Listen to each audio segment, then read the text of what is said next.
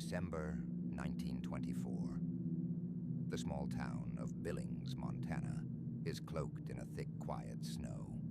The world seems to hold its breath in the heart of winter. Families are decorating for Christmas. Children laugh as they throw snowballs.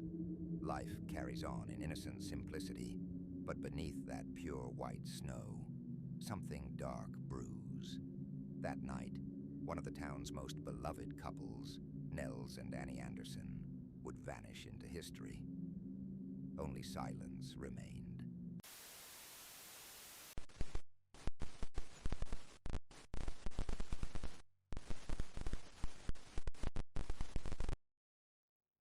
Nels Anderson was 43, a hard-working barber who had emigrated from Norway.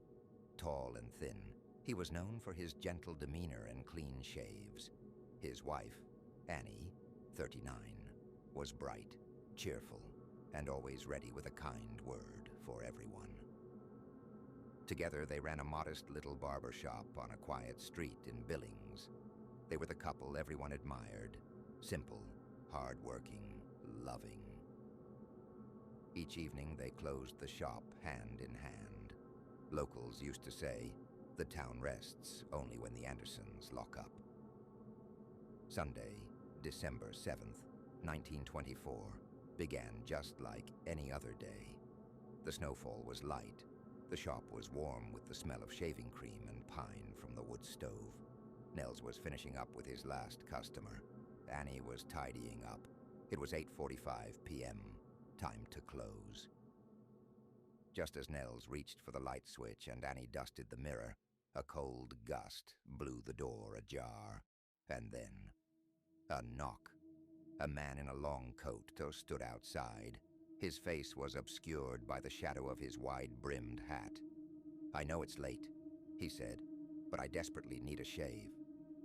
Nels hesitated, but Annie gave him that look, the one that meant, don't turn him away. They let him in. The door closed, and the world outside faded. By morning, snow covered the streets once more. But something was wrong. The Andersons' shop hadn't opened, and that never happened. Neighbors knocked. No answer. Eventually, the police were called. The door was locked. No signs of forced entry. What they found inside would haunt Billings forever. Nels lay slumped in the barber's chair, lifeless. His skull had been smashed repeatedly. Annie was in the back room, sprawled on the floor. Her torso ripped open, eyes frozen in terror. The murder weapon, a firewood axe from their own storeroom. But there was no sign of struggle, no theft, no chaos. Everything was strangely still. The investigation began immediately. Dozens of townspeople were questioned. Former customers, neighbors, anyone who had passed by the shop. Nothing. The killer had vanished like a ghost. The axe had no fingerprints. Blood was everywhere, yet no trail led out. The wash basin had traces of water, as if someone had calmly washed their hands. It was a murder done with cold, calculated intention. Some detectives speculated it was a ritual. Others thought it was a crime of passion, executed with precision. But one thing was clear. This was no random act. Let's push the story further with a possible theory. One the newspapers never dared to suggest. A few months before the murder, a mysterious traveler stayed in Billings for a few weeks. Handsome, polite, and quiet. Annie had been seen speaking to him more than once. A few whispered that she had exchanged letters with him after he left. Nels may have found out. Some said he had confronted her. Others said Annie had cried in the shop the next morning. Now imagine this.